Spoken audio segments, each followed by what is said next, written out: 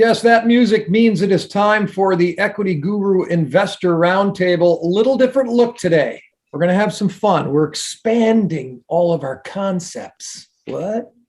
Rob here in the corner with Vishal next to me down in the basement. Living large in the penthouse is the boss man himself. So I guess that makes sense. Chris Perry and TK and Dechenna over there in the far corner. We were talking about helium. It's not just a party favor. It's a gas. It's very abundant apparently, but it's hard to trap, and it's a business. We're going to talk about four different companies in particular, but we're going to mostly talk about the sector, and I'll get into some of the initials and symbols on the stock markets here momentarily. But let's start with TK, who's doing a nice write-up for us about helium. Awesome. I'll kind of first start off by painting a picture of what's happened in recent history with helium. Specifically, three things. There's the price action that's happened, the demand side economics, and the supply side economics. So demand side is kind of well known. Well, not as well known as I thought initially, but most of it is the balloons, or it's an MRI scans, rocket fueling, etc. There's many uses that are out there, especially healthcare and technology, that helium is used for.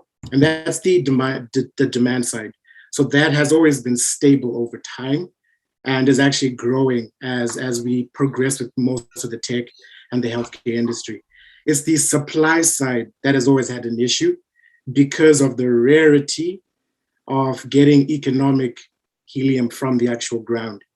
It's actually a majority of the helium that we do get from the US is from natural gas production. It's kind of a byproduct of that whole process. And then there comes Qatar, but there's some sanctions and embargoes that are going on there that kind of limited the supply. So that there's been a global shock when it comes to the actual supply side. And no new developers are coming into the market because of the difficulty of keeping the helium, extracting it, and then actually commercializing it with current private market prices. So in 2018, in 1996 or somewhere there, the US government made the Helium Act. Basically, it created a reserve of helium, and then it got people hooked on helium. And then in 2018, it stopped. It stopped that because it was running low on reserves, and there was some price arbitrage in the public market and private market. So for example, in 2018, you could have gone to the government at an auction and gotten helium for $86 per ton. Wow. Not per ton, per cubic meters, sorry. Yeah. 1,000 cubic meters. But if you went to the private market, it was $100 per cubic meter. Yeah. So people arbitraged that, and the government decided to let go of the reserves and allow the private industry to take care of the supply side. There are only a few companies as of 2021 that have come into the market, and we'll talk about that later, to actually capture some of this addressable market in the supply side. And that's where helium's at right now, where there's a mismatch between the demand and supply, causing the prices to kind of fluctuate rapidly. They're not our typical Equity.Guru smaller cap companies, though. These are usually pretty mid or large cap situations, if I'm not mistaken. That's true. Four that we're sort of focusing on: Imperial, which is HIC on the venture market; Royal, which is RHC on the venture; First Helium, which is HELI, HELI on the venture; and then HECO, HECO is global on the standard exchange. Chris Perry, hooked on helium. What does that mean to you? Well, it's not just a party favor anymore. The helium industry has been one that has been, like a lot of resources, over the last several decades, there hasn't been nearly as much energy put into creating new producers as the equivalent demand has gone up. So we've seen a lot of strategic metals in North America that have started to really get low on the supply side, such as copper, rare earths, graphite. Not a lot of groups bringing new production aboard. And helium is something where we've seen there's a ton of helium in the universe. It's just not a whole lot of it accessible on planet Earth. So lately, there's been a real run to fill that gap, and so small explorers, the likes of which we do see at Equity.Guru, microcap companies that go out, find a little patch of ground, and start to work it because suddenly it's a real business. Whereas in previous years, there might not have been much flow for it. Right now, there's a bit of a helium rush going on, specifically in Canada, where you find a lot of old oil fields where helium used to get in the way and had to be, siphoned off, and so they could get at the natural gas. Now helium is starting to become the primary objective. So you've seen companies like I think Royal Helium in Saskatchewan, which is a primary helium play. Most of them are sort of retooling old natural gas fields. The investor deck for Royal Helium makes very clear that they are interesting specifically because they're not a byproduct of natural gas. So this is an area, a subsector of a subsector, where as a company they're having to go out there and basically educate as to why helium is necessary, why it's a good investment, and why primary helium is actually something that they think is really interesting. The general helium sector over the last year has gone on a nice big fly, where prices went a little absurd, and more recently it's gone through a bit of a crash where other opportunities have pulled money out of that sector. I think what the world is looking for is one of these helium plays to start actually pumping helium out of the ground. Yeah. And then maybe start a little uptick again, which Exactly. takes us to Vishal, the chart attack master. So I mean, just as Chris said, a lot of these guys are in the early stages, and we're just waiting for them to start pumping that helium out of the ground. Let's look at global helium, because this stock has actually been on quite the tear. It did close up 9% today, up 9%. So quite substantial move. This is the one on the Canadian exchange, so CSX. Yeah. And they've had news about basically expanding their land package in Saskatchewan, and that's been causing the stock to go. And ever since it broke out above $1.25, it hasn't turned back. So we're going to look at a few charts here, but this is an example of a helium play that's obviously running and is ripping right now. The way I would play this, I don't know if I would necessarily chase that. I would like to see perhaps a pullback to 225, but I think the uptrend here is pretty obvious, and you're seeing big volume come into global helium. Let's take a look here at First Helium, which also is maybe about to have a major run. We broke above 22 cents here, so this one is a bit cheaper. 22 cents. We had a nice rally here up to 30 cents. And I mean, as you guys can see, when it did first initially IPO on July 12th here, that was the highs that we're working with at 38 cents. And right now, if we do get a candle close above 30 cents, really it's only that 38 cent zone that's left. And then from there, you're making new record highs on this one. So keep an eye out here on First Helium where it is at right now, because you can see there is some selling pressure here, because I think the market and traders know that it's a really big resistance zone. You had one touch there, you had another one, that bit better, but you had one right there. You can sort of see that. You had one sort of hit 30 cents there, and then obviously you can see we have 2 or 3 days here, for rejection here. So it's a very big resistance zone. So I would say this is one that sort of has the momentum going. First Helium also has momentum, and obviously global helium. If we look at the other ones, Royal Helium, and then we'll take a look here at Imperial Helium first. Maybe they're preparing for a move. Maybe, this is a broader helium move happening, and these ones have to catch up.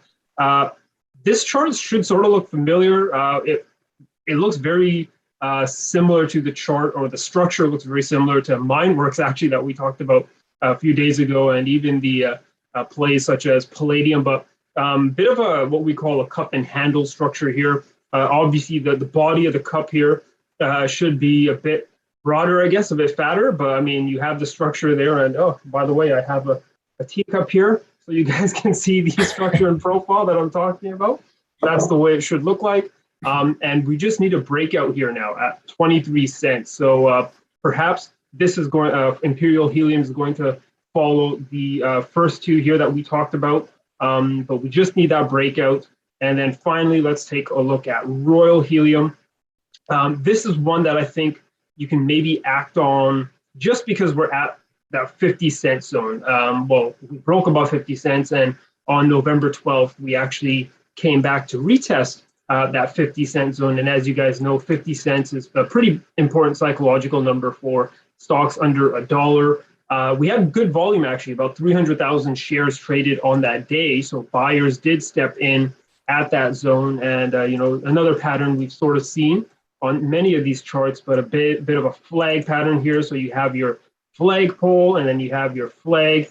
But this is actually quite the bullish structure as well on Royal Helium. And if you get past 60 cents, I mean, you're looking at 78 cents and higher. So, we're seeing a nice move in First Global Helium and also potentially First Helium.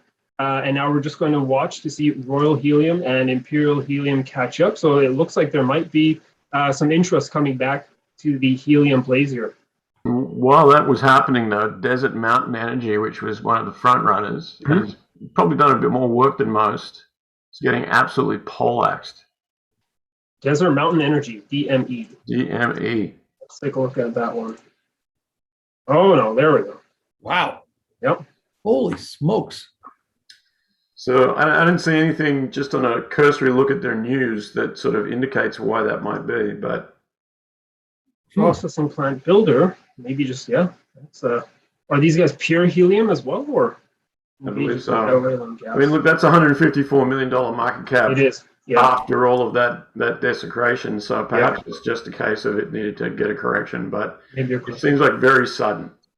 Yeah. Like someone was getting out. There we go. One day for sure. Yeah. So let's swing back around here. You've each got $7,500 of my cash. TK, this is kind of a layered approach now, more than what we typically do on the investor roundtable, because we're not just looking at one, we're looking at options. Do you pull one out of here that interests you, that's on the way up, or that's maybe on the prepared to be going back up? What are you thinking, and who do you pick, and are you spending any money? So it's kind of what Chris just alluded to with DME there. A lot of the producers right now focus on the natural gas, the largest guys. Yeah. Some people are now coming into Canada, specifically Alberta and Saskatchewan there, because of the uranium and natural gas deposits that are in those areas. So if I was to take your part, I'd probably put 3,500 into a basket of these, because it's kind of hard in this moment to tell which one of these guys would come out as the winner. Most of them just IPO this year. So they're still in their starting early stages. But with that strategy, what you're kind of assured in the risk reward profile is if they can't find helium, they will strike some uranium up 65% year to date, or some natural gas up 70-something% year to date. So it's the risk reward profile is kind of on your side if you buy a basket of them. So 3,500. All right, Chris Perry. I'm really somebody who says ETFs are an option for this kind of thing, because I like to not be handed a bucket of gold along with a bucket of shit in the same time. But helium's one of those things where, man, there's not a lot of justification to some of the market caps, like if I look at Global Helium and Royal Helium, they're looking at about 75 million market cap apiece. DME a little more advanced at 100, 150, 160. But you come down to like Imperial Helium, which is doing work, First Helium, and these are only $19 million plays. So if I was going to bet on this sector, I think I might find a bit of value in the lower priced options right now, just in the belief that a rising tide will lift all boats, and those lower boats will be lifted a lot more. I think DME certainly a lot of volatility there. I'd really like to know who and why decided to get out of that at 460 all the way down to 280, and what's been happening in the last few days to get it back down to $1.80. Maybe this is a deal where you take advantage of those dips to get in a more reasonable price, but that market cap right now at 150 million, I'm not sure it's justified just yet. So for your 7,500, I think TK's method of sort of scattering some around probably makes sense. But there are other targets of opportunity in the resource world right now that might make more opportunity, be a bit easier to read. Exactly. So leave some play money in behind the cushions on these ones, and look for real news to come out in the next 3 to 6. Double V, you're a resource guy. What about this resource? Yeah, so I'm sort of like Chris there. I think there's a bunch of other resources that I'd rather be playing and maybe are better off in terms of the return you'll get, just if you are betting like me on an inflation hedge. Helium, I like some of these charts here. I would probably do the same approach as TK if you were going to invest in some of these. But personally, just for me, I wouldn't be putting my money here in helium. I think I would maybe prefer natural gas or uranium. But there's plenty of other commodity plays there for me that I think can maybe be acted on and will give you a better return of either things coming out of the ground or either the inflation story going forward. And I would be focusing on that stuff, even though I'm a big fan of all commodities, just maybe not helium right now. It's definitely a sector to watch. Right? Yeah. 6 months ago, no one was really caring much about uranium, and now suddenly it's flying. Gold's had its up and downs. Helium should be added to your list of things to watch and take targets of opportunity along the way. You say we'll probably come back around. I have a feeling that in the next few months, we'll probably come back around to maybe an individual company that might be of interest. So we'll see what happens there. The sector approach is rather interesting as well. We'll be doing this again in the next couple of days with the cannabis sector to see where the hell that's going. For now, we've taken a look at the helium sector. Imperial is IHC on the venture exchange. That's down low, looking to turn the corner. Royal is RHC on the venture exchange. HELI, HELI on the venture is First Helium. And then Global is rocking and rolling right now a little bit on the standard Canadian exchange, HECO, and that is up 9% as we speak today. We cannot guarantee anything. We can't guarantee anything from past performance in terms of future results. So please do your own research on all the companies and also on the sector itself. Good stuff from Vishal. Here, Vishal, let me give you your coffee cup back. There you go. And upstairs is Chris. And then over there in the corner is TK. See you fellas and ladies and kids next time on the Equity Guru Investor Roundtable.